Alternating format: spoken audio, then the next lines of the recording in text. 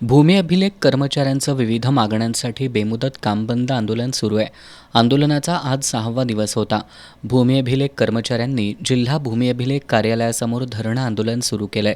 काम बंद आंदोलनामध्ये जिल्हा अधीक्षक भूमी अभिलेख तसंच तालुका स्तरावरील कार्यालयासह कार्यालयांमध्ये सुमारे 210 कर्मचारी सहभागी झालेत.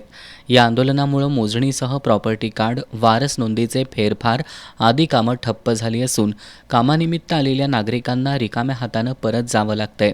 गेल्या 5 दिवसात मोजणीची सरासरी 1,000हून अधिक कामं आणि बँक बोजा चढवण्याची सुमारे 20,000 कामं रखडली असून या काळात सुमारे 1.5 कोटींच्या महसुलावर पाणी सोडावं लागलंय. जोपर्यंत राज्य सरकार मागण्यांची दखल घेत नाही तोपर्यंत काम बंद आंदोलन सुरूच ठेवण्याचा इशारा भूमी अभिलेख कर्मचाऱ्यांनी दिलाय.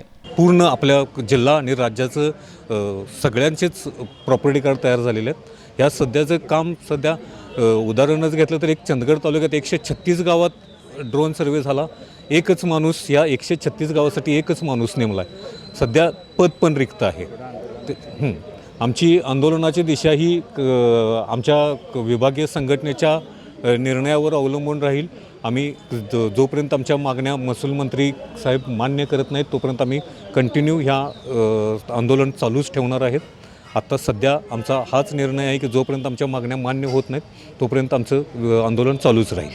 या आंदोलनात संघटनेचे कोल्हापूर जिल्हाध्यक्ष युवराज चाळके, आसिफ पठाण, रवींद्र तोडकर, नंदकुमार इंगळे, महेश साळोखे, प्रदीप जोंधळेकर, आशा पाटोळे, रमा पाटील यांच्यासह कर्मचारी सहभागी झाले आहेत.